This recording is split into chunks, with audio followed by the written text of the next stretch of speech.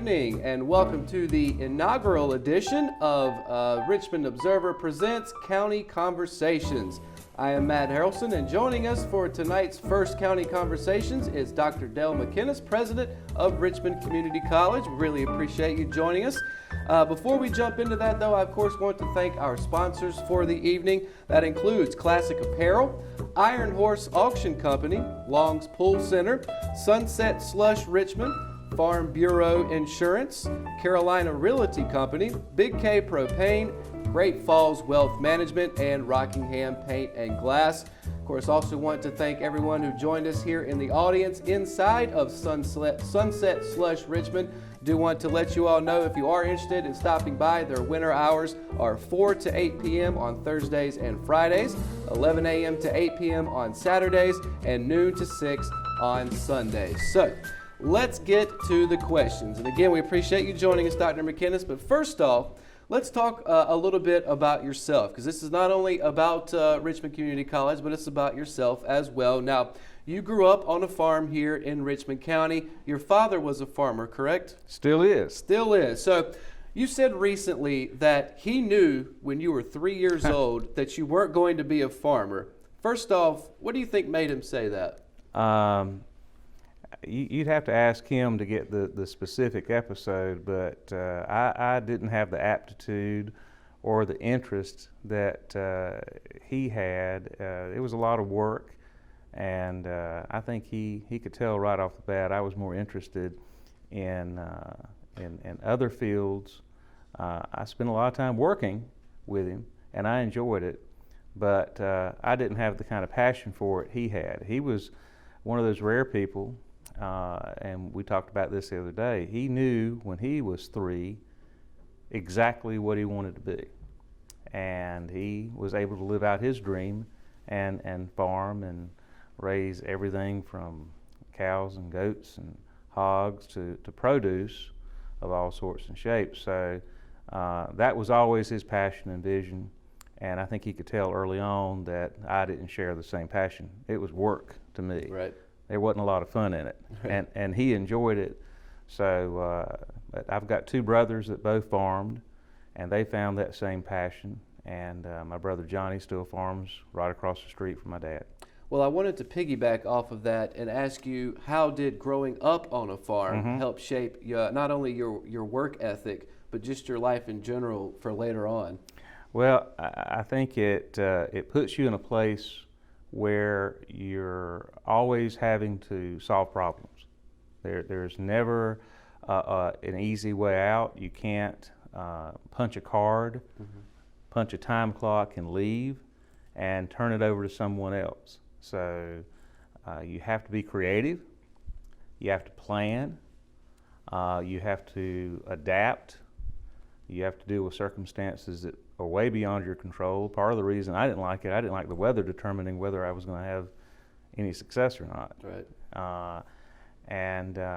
It teaches you to be able to work with a lot of different types of people in all walks of life, and to think on your feet. And those are the things I saw my dad and my mom do every single day. And you learn that, I guess, by osmosis. And just being around them, those traits sink in. So speaking of working, you've also been quoted as saying that, quote, "We've got to work harder nowadays to instill that need to work in young folks." Right. So what did you mean by that? Well, I graduated from Richmond Senior High School in 1984. And growing up in the 1970s, even if you didn't grow up on a farm, by the time you were 12 or 13 years old, you were expected to work. Right. Whether it was after school or at least during the summer, everybody had a job. The city kids even had jobs. When I say city, I mean the ones that lived in Ellerby. And I don't mean to interrupt you, but there were also kids that would, looking back, not the right move, but would drop out of school. Oh to yeah, go well it work was. on the farm, right? I was in that last generation that could leave at 16 and go to work in the same mill or the same company that their parents did, and have an expectation of being able to make a good living. And you know, we grew up in a setting where the laws were less strict and more tolerant. So having a job when you were in your early teens was expected, and with the more flexible labor laws, you learned how to work with your hands. You learned how to work with other people. You developed a mechanical aptitude and set of skills that everybody was expected to have. And unfortunately, the price for all this modern technology and convenience today that we've traded, while they can learn quickly how to use a computer or an iPhone, they don't know which way to turn a screwdriver. All right. And they don't know the difference between one type of wrench and another. And the complexity and the technology has really deprived them of that opportunity. And the work ethic that we learned, I mean, I grew up, if you didn't work on a farm, you worked for somebody else. You worked at DeWitt's, packing peaches. There were lots of opportunities, and that was just an expectation. You were supposed to do that. So it's a shame we don't have that today. And our job at the college now is to try to find ways to begin to instill that and give kids that haven't worked or been around folks that work very much some exposure to that. Yeah, and I was going to ask you that, but I remember my father talking about picking tobacco when he was younger. Doing jobs now that you'd have the government on you after a while they found out. Oh yeah. But you're right, that was kind of expected back then. Right. Where's the line that you draw though between working in a field like farming and technology, and mixing the two together? Well, I think we've adapted, and we've got to find creative ways to bridge this gap that's existing. There aren't any farms to work on, to speak of anymore. So those opportunities are a lot more limited than they used to be. So we've got to look for ways to take this understanding of technology and turn that and apply it into a way for young people to be able to learn how to be responsible and accountable, and to begin to learn the value of work and the satisfaction that comes from work. We're working with kids now, so even at the middle school age, they can start getting their hands on something and make mistakes, break things that they can then turn around and figure out how to fix. So we've talked a little bit about the past, so let's move to the present. Sure. So obviously one of the big projects for Richmond Community College is the new downtown campus. So first tell us what the timeline currently is for that. Well, it's been a little bit of a moving target. There was a challenge on the contractor had with the precast concrete panels that are being erected that will form the skin of the building, and there were initial problems with their production and then the installation. So currently we're hoping to be able to be in the building in July. We're very grateful to the city of Rockingham for managing this project and managing all the money. They've really been a driving force from the very get-go in its development and implementation and seeing it through. So we're getting in the short rows.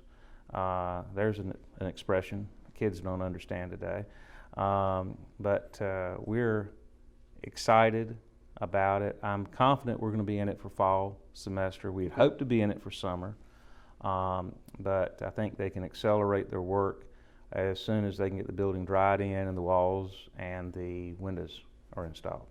So talk to us about how the Kenneth and Claudia Robinette building started from an idea to what we see today. I think the genesis, as I understand it, came from a trip that the Foundation for the Carolinas arranged to Hartsville, South Carolina, to see how they had rejuvenated and renovated their downtown area. And they took a van full of city leaders and the members of the two foundation boards, Cole Foundation and the Community Foundation, and they saw the connection between downtown and its merchants and businesses and Coker University. And I think that was a bit of an inspiration, and I had some phone calls from folks that were on that trip that said, well, if you had a building downtown, what would you do with it?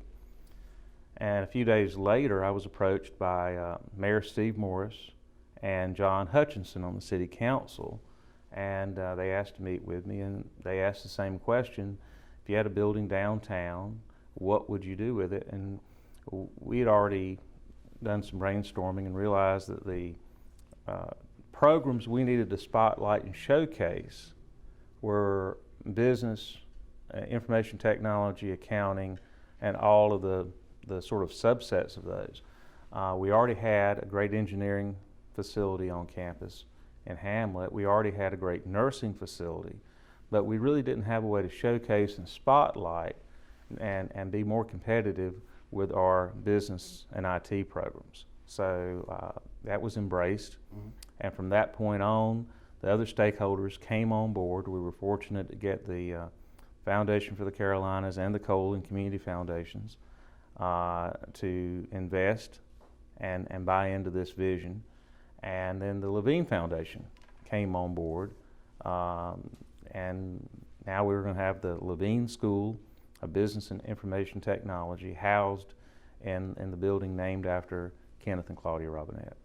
And a lot of what people are talking about is the economic impact that the school will have once it's finished. And we've already seen so many businesses pop up. Some of that all started with what we call the anchor, that is Discovery Place Kids. Don't you think this is going to be another anchor, so to speak, in downtown Rockingham? I'm very optimistic about it. I think the traffic and the nature of that traffic is going to be a major impact. Not only are we looking at the degree programs and the back and forth between our campus and Hamlet and this new facility, but we're also looking at a wide range of what we like to call non-credit programs or courses that are a little bit more workforce driven or even personal enjoyment. Mm-hmm. So there's a wing of this building that's adjacent to Hudson Brothers that's going to house our workforce and economic development and continuing education classes, including a brand new pharmacy technician program. Okay. On the third floor. So as you walk by the street and look through the window, you may see one night a pottery class taking place. You may see the next night an intro to computers class. It's going to range widely, and we want that to be something that will really draw in and appeal to folks that are taking advantage of these new restaurants and shops that are going to pop up throughout downtown. And I think that's great. And it's just another way for downtown Rockingham to continue this revitalization that we've seen. Right. But the downtown campus, perhaps as it should, has garnered the most attention. But there's also work being done on the main campus in Hamlet. So talk to us about what's going on with that new building. Well, the bond funds that came about 4 years ago that were voted on by the citizens of the state and approved gave us about $7.5 million. $1 million of that's going into the Robinette building. The bulk of the rest of it is being invested into two projects built concurrently by the same contractor. As a matter of fact, the same contractor did the 9/11 building here for the county. So really did a really good job on that. The building you see as you drive up that currently has this Carolina blue colored waterproofing, which I had nothing to do with. Sounds good to me. I figured you'd like that. But I don't know how that color got in there. I found out about it and I couldn't stop it. It's going to house all of our student services and our career and transfer center. And right now, those staff are really scattered across the campus. And this is going to give us a new front door to our whole campus, a new portal. And the first thing you see when you walk in will be jobs, careers, and universities. So if your dream job requires you to have a 4-year degree or even a doctorate, we're going to show you the pathway to complete that journey. And if all you need are a couple of courses, we're going to be able to map out your requirements right there. All the financial aid, counseling, student services, records, registration, It's a one-stop payment, shop. right at the front door. And folks won't have to meander around campus as they have in the past.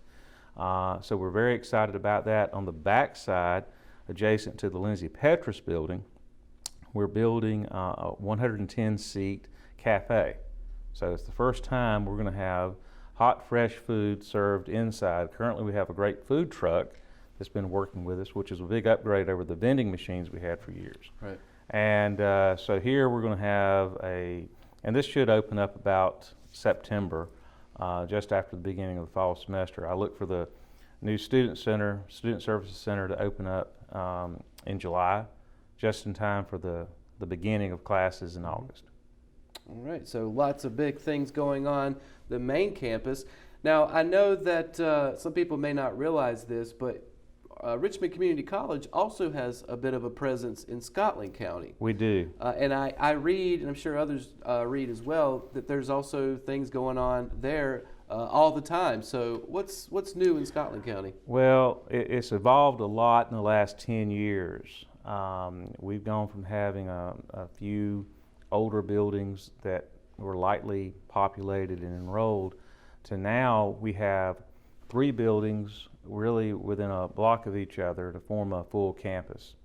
And we got full campus designation by the State Board of Community Colleges, and the funding was approved by the General Assembly this year for the first time. So now we actually have a full campus in Scotland County. And that means with that designation and the funding, we're staffing the support positions that students expect to see on any campus. So financial aid, counseling, student records, career and transfer guidance are all now housed right there, so they don't have to make the trek down to Hamlet. They can even pay all their cost and handle everything right there in one spot. And it's been really, really warmly embraced. It also houses our Scotland Early College High School. So we have the 2 early college high schools, Search in Scotland County in conjunction with Scotland County Schools, and on the main campus in Hamlet, Reach, the Richmond Early College High School. I don't know if normal's the right word for it, but is it, for lack of a better word, normal to see a community college in one county kind of sprout out to other counties like that? Most of the colleges have already matured. So the campuses that have been added recently were in urban settings. We're the only rural college that's added. So the same time we were approved, we saw an additional campus in Wake and in Guilford counties and in Forsyth County near Winston-Salem. So it is very rare today to see this happen in a rural, less urban county. So yes, we're very fortunate to have the support of the folks in Scotland County, and we're adding classes and programming there all the time. All right, so getting back to the main campus, Sure. There is, of course, the Cole Auditorium, and now that it's been there for a couple of decades, how important has the Cole been to the growth of not only the college, but also Richmond County? Well, I think it's obvious. It's the cultural hub of the entire region, not just the county. When you look at the impact it's had, both economically, culturally, the way it's enriched our whole region, we're drawing folks in from all over North and South Carolina, and sometimes, depending on the event, from across the country. So tomorrow night we've got a great band, Sister Hazel, coming in. I didn't know they had a fan group called the Hazelnuts. Who knew that? And so we've got a lot of folks coming in that'll see Richmond County for the first time. Our tourism authority has recognized that. We really appreciate their support, and they're investing next year a real key piece of funding to help underwrite and promote our shows for the future. So, but it's not just the shows. It's become the go-to place for community events and activities, weddings, parties, functions. There's hardly a day that goes by there's not some group that's taking advantage of either the lobby, the banquet rooms, or the auditorium. Yeah, anybody that thinks they're not busy just needs to ask Joey Bennett. That's right. So it was announced earlier this month that Richmond CC is rolling out a new personal completion plan for around 300 students who started college but never graduated with a degree, diploma, or certificate. So tell us more about that. Well, this was a brainstorm of the folks on our team, and they presented it, and I told them to go ahead and roll it out because I think it's been long overdue. We're going to reach out to folks that may have taken a class or two or for whatever reason stopped out. Sometimes life gets in the way. Sometimes you have to go back to work or change directions. Sometimes we make mistakes. And here's a way where folks will have an opportunity to be reached out to by our staff and reconnect with the college. And they're going to find out things have changed, but a lot of the credits they took are still in account. And we want to get those cashed in before it's too late. Right. As technology evolves and the curricula change, sometimes those courses lose their currency and value. So we don't want anybody to fall behind. Here's a way where, and we've got even scholarships now that are available just for these students. I've got a second chance scholarship that we've developed through our foundation. I've got the working student scholarship for folks that are working their way through college and may not qualify for financial aid. So there's a lot of avenues now to come back and finish, because I can tell you, Matt, that the jobs are out there in high demand. We can't satisfy the needs of regional employers for high demand, high salary careers, but they all require credentials. And we're trying to match up those credentials with the employer's needs. So this wasn't my next question, but I want to piggyback off of that. Talking about some of the big programs that you have at the college. What is it, Relay Technology? That's obviously one of the bigger ones. Right. So talk a minute about how it's almost to a point where you guys, the school can't get the students out into the field quick enough. There's so much demand for jobs. Well, we try to be very strategic about what we offer. We're fortunate in North Carolina to have a great community college system.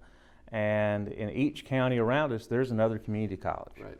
So our strategy has been not to go toe-to-toe against someone with an established program. Sand Hills has cosmetology. It would be foolish to try to go toe-to-toe against that. So what we've done is investigated and done our research, built our partnerships on programs like Relay Substation Technology, the only program of its kind now in the country. The other one had folded in Florida. Oh yeah, we're the only one, the first and the only one. Last year we had 158 students and graduated 58 folks that are taking jobs literally all over the world.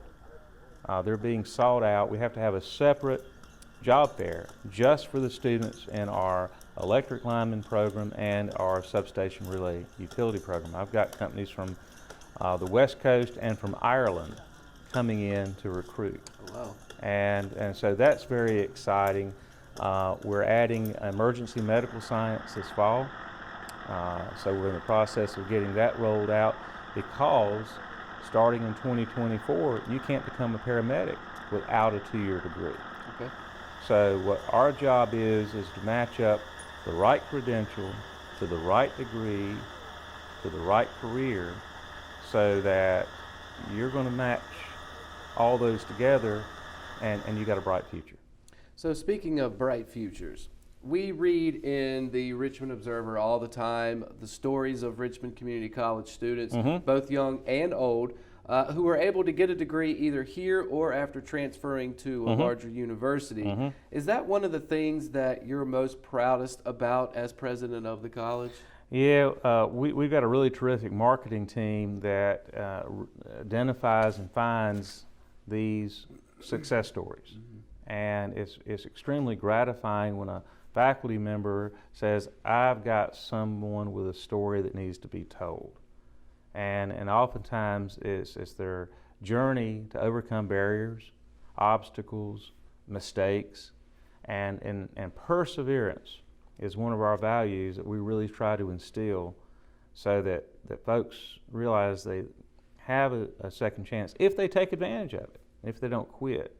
So yes, it is reading those and seeing people cut those out and put those on the refrigerators, Right. and the comments they make. And then I saw that person, I know that person, I read about them, because so many times this is their first academic success. They may have stumbled Maybe in high in school. their families, too. And their families, right. We've got a lot of first-generation college students that are coming here and breaking a cycle of failure or poverty and trying to really reestablish and reconnect themselves with others. So it's a tremendous, very gratifying feeling. The best feeling, though, is when you see the look on their faces when you're handing them that Right. diploma on the stage of the auditorium. Sure. Especially when you've had a chance to interact with them and get to know them over the course of their stay here. And kind of watch them grow Right. throughout the years. Right. So speaking of those larger universities, of course, as I just mentioned, Richmond Community College offers chances for students to transfer to a number of four-year schools if they choose to. Sure. But how important are community colleges to the community? And what do you say to someone who says a four-year school is the only way to go when it comes to a higher education? Well, let's talk about that transfer role. One of the things we've intentionally ramped up is our ability to fully transfer to our four-year partners, whether they're private or public institutions. We've added the right faculty with the right credentials so that the quality that you find in our classrooms is going to exceed, in many cases, what you'll see at a four-year school in freshman and sophomore classes. Instead of getting a teacher assistant or a grad school student to teach these freshman and sophomore classes with 100 or 200 students at a time, all of our faculty have masters or PhDs, and they're teaching in much smaller sections with one-on-one attention, and that makes our graduates much better prepared to succeed at the junior and senior level. We also work really closely to make sure we're mapping out a plan where they're not just completing a transfer degree, they're completing the right combination of courses. And we force them to have the conversations they may not be ready for as soon as they get here. Where do you want to go? What do you want to be?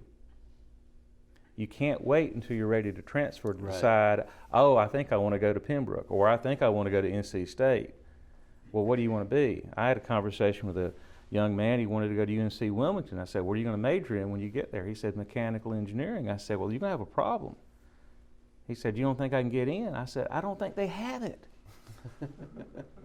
And as a result of that, he had to revisit what his options were. And again, going back to that sometimes limited experience and guidance from home, we spent a lot of time helping folks build that career plan and really map out the right courses for the right major at the right university. And that's something that takes a lot of time and effort on both our part and the students' part. Sure. So the Observer's editor, Will Toller, told me about a story from the Carolina Journal talking about community colleges across the state that are struggling. So it sure doesn't seem like that's the case with Richmond CC, but how have you and the administration at Richmond Community College been able to avoid those struggles? And actually, what are those struggles for other colleges? That's a 2-hour conversation. Okay. That's a tough one to ask. I can give you a little perspective. Sure. So I've been president since 2010. Since that point, there are 58 community colleges. We were 42nd in total enrollment then. We're 24th today. We grew, but we remained stable after the recession. What happened at so many colleges, we had a huge spike in enrollment after the 2008 recession. But as soon as the recovery kicked in, those colleges had not reinvested back in the faculty, back in the classroom, back in relevant current programs, and they didn't adapt to this post-recession economy. Historically, community college enrollment has been inverted with the unemployment rate. So when unemployment goes up, our enrollment goes up. And when unemployment drops, people go to work and they stop coming back to school. They've already got a job, they don't need to get retrained for one. What we realized was we were going to have to be very nimble and adaptive and find the niche to be able to keep and retain students. So it's enrollment and retention. Once we get a student, we work really, really hard to build the relationship and connect with them so they stay. And we support their success and focus on their success. I think the other thing is, again, being very strategic about focusing on college transfer, healthcare, engineering, trades, and now we're focused on non-degree programs that can get you a great career in a matter of weeks, not years, such as the electric lineman program, truck driver training, pharmacy tech, great careers that are local, that you don't have to leave the world for, that are going to pay a salary that can build a career for you and your family. So I think that's the difference. What we saw this fall is we found out that other colleges have hit bottom. Okay. So there's a big enrollment growth across the state now. So we really found where the new normal is. But all along, we've remained fairly constant and fairly stable. All right. And finally, Dr. McInnis, we've talked about the past, talked about the present at Richmond Community College. Now let's talk about the future. What do you see the future of Richmond CC looking like 10, 20, 30 years from now? Oh, wow. My crystal ball does not go that far out. I can tell you, 30 years, I'm going to be interested in coming back here, and they'll roll me in from the home, I guess. My wife's here with me today, and I couldn't do what I do without her, as well as a wonderful team there. But I'm looking out 5 years right now. I think trying to imagine beyond 5 years with the rapid developments in technology is a fool's errand. I think you can try to project that out, but really I want to see what happens in the next 5 years with the expansion of our campus, with these new facilities. Most of the additions we've done in the new programs have been in response to opportunities that we found in the environment. Mm-hmm. So there was no way to have predicted that we'd have the substation relay program, because that was an opportunity that we caught. We're trying to run our college in an entrepreneurial, business-like way so we can adapt to these changes when they come about. So that's a terrible answer to your question. I do know this. We're going to be working closer than ever on bringing in great jobs and great companies, because right now, I think the one thing you can predict is more than ever, a business's decision to relocate is going to hinge on the quality and quantity of the workforce. Mm-hmm. If they're visiting here and looking at us seriously, that means they've already decided the land, the water, the infrastructure, the tax structure, they all check off all the boxes. The big question mark every time in making that decision is quantity, quality of the workforce. I think for the next 5 years, that's what I'm focused on, is seeing a more attractive and appealing workforce that is going to draw in new companies that are going to want to work and live in Richmond County. All right. Well, I guess we'll have to mark down the end of February 2025 to speak again. So we, of course, want to thank Dr. Dale McInnis, president of Richmond Community College, for joining us in the inaugural County Conversations presented by the Richmond Observer. Again, we want to thank all of our sponsors who helped make this night possible. That includes Classic Apparel, Iron Horse Auction Company, Long's Pool Center, Farm Bureau Insurance, Carolina Realty Company, Big K Propane, Great Falls Wealth Management, Rockingham Paint and Glass, and of course Sunset Slush, who provided us the space this evening to conduct this. And again, if you're interested in checking them out now during the winter, their hours are 4 to 8 p.m. Thursdays and Fridays, 11 to 8 p.m. on Saturdays. and noon to 6 on Sundays. And of course, we also want to thank our audience for joining us tonight for, again, the First County Conversation. So once again, Dr. McInnis, we really appreciate it. Thank you.